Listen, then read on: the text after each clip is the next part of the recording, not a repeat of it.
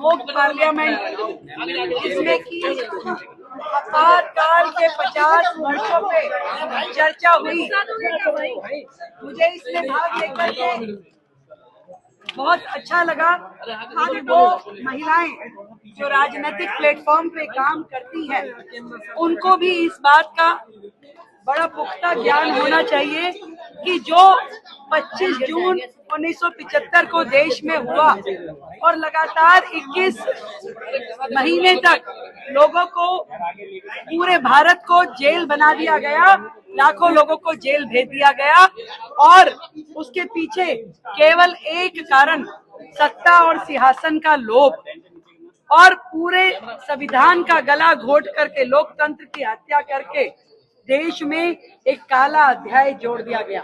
आज इस mock parliament के माध्यम से मेरी सभी साथी कार्यकर्ताओं ने,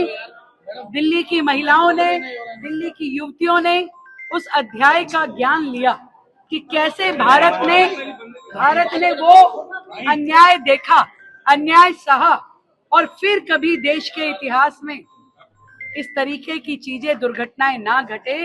ये उनके लिए बहुत जरूरी काम था। मैं तो ये सोचती हूँ इस तरह की मॉक पार्लियामेंट,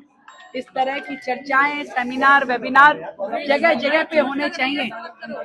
कोई भी सरकार देश में संविधान से ऊपर नहीं है। संविधान की अवमानना करने वाले सत्ता हो या राजा हो, उसका दंश देश को झेलना पड़ता है और देश इसके लिए कभी भी तैयार नहीं है। देश ने कह दिया है कि इसके बाद ऐसा कोई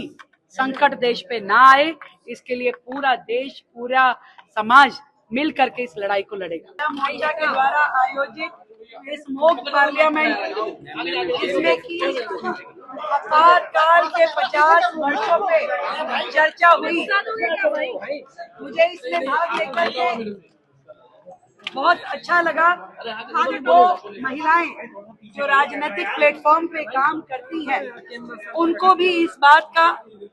बड़ा पुख्ता ज्ञान होना चाहिए कि जो 25 जून 1975 को देश में हुआ और लगातार 21 महीने तक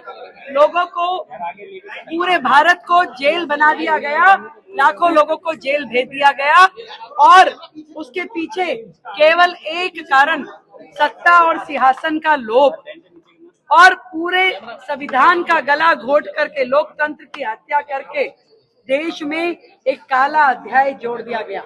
आज इस मॉक पार्लियामेंट के माध्यम से मेरी सभी साथी कार्यकर्ताओं ने, दिल्ली की महिलाओं ने, दिल्ली की युवतियों ने उस अध्याय का ज्ञान लिया कि कैसे भारत ने वो अन्याय देखा, अन्याय सहा और फिर कभी देश के इतिहास में इस तरीके की चीजें, दुर्घटनाएं ना घटे। ये उनके लिए बहुत जरूरी काम था। मैं तो ये सोचती हूँ इस तरह की मॉक पार्लियामेंट, इस तरह की चर्चाएं, सेमिनार, वेबिनार जगह जगह पे होने चाहिए। कोई भी सरकार देश में संविधान से ऊपर नहीं है। संविधान की अवमानना करने वाले सत्ता हो या राजा हो, उसका दंश देश को झेलना पड़ता है और देश इसके लिए कभी भी तैयार नहीं है। देश ने कह दिया है कि इसके बाद ऐसा कोई संकट देश पे ना आए, इसके लिए पूरा देश, पूरा समाज मिल करके इस लड़ाई को लड़ेगा।